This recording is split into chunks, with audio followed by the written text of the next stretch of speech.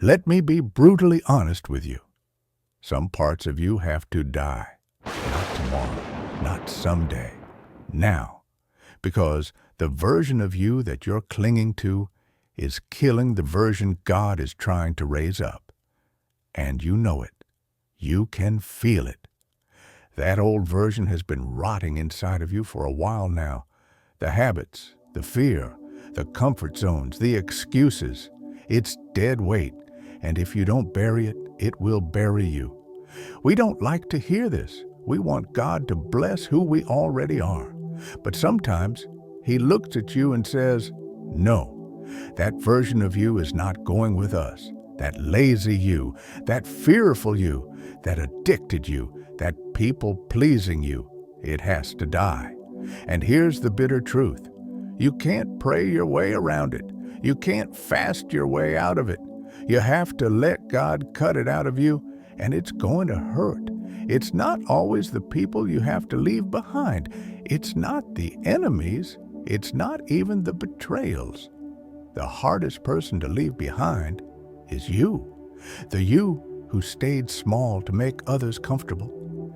The you who kept crawling back to what was toxic because at least it was familiar. The you who chose comfort over calling no. That corpse has to stay in the grave.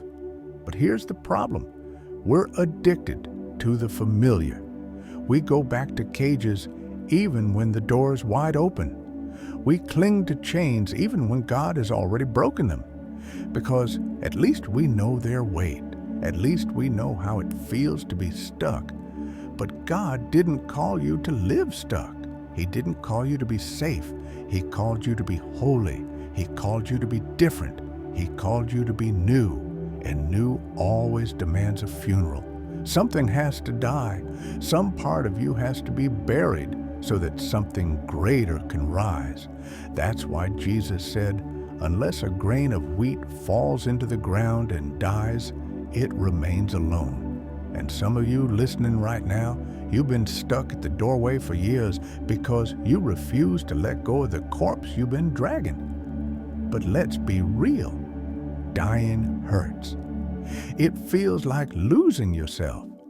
It feels like losing the only identity you've ever known. You will cry for the old you. You will miss the chains. You will miss the cage.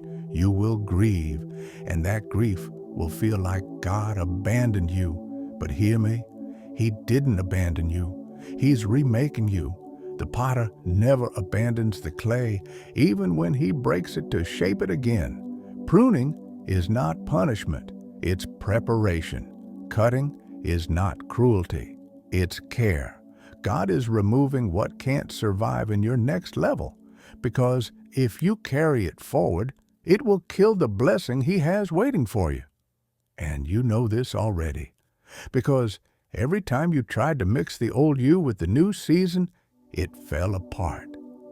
Every time you tried to bring the same toxic mindset into a fresh start, it crumbled. That wasn't coincidence. That was God saying, it doesn't belong here. So stop dragging corpses into your destiny. Stop trying to breathe life into what God already buried. Stop asking Him to bless a version of you He already told you to leave behind. That old you is gone.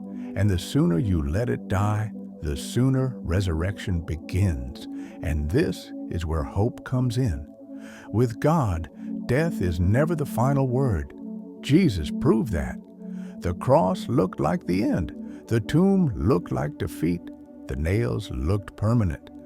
But resurrection shouted louder than death. That same resurrection power of Christ is working in you right now. Every death in God leads to resurrection. Every ending in Him leads to a new beginning. Every grave in Him is only a passage to greater glory. So yes, it hurts. Yes, it feels unfair. But on the other side of this death is life. Real life, abundant life. The life you've been praying for. So let it die. Let fear die. Let shame die. Let bitterness die. Let the old you stay buried. Cry over it if you must. Grieve it. But don't go back to it. Don't try to resurrect what God already nailed to the cross. Let it stay dead and rise. Rise into the person God always knew you were. Rise into purpose. Rise into calling. Rise into destiny. Because when God says, "Behold, I make all things new," He's talking about you. And one day you'll look back and realize you didn't lose anything. You gained everything. It wasn't a loss. It was an upgrade. God never cuts without purpose. He never buries without planning a resurrection. He never asks you to die without preparing you to live more fully than ever before. So stop looking back. Stop crying over the corpse. Walk forward, because the old you is gone.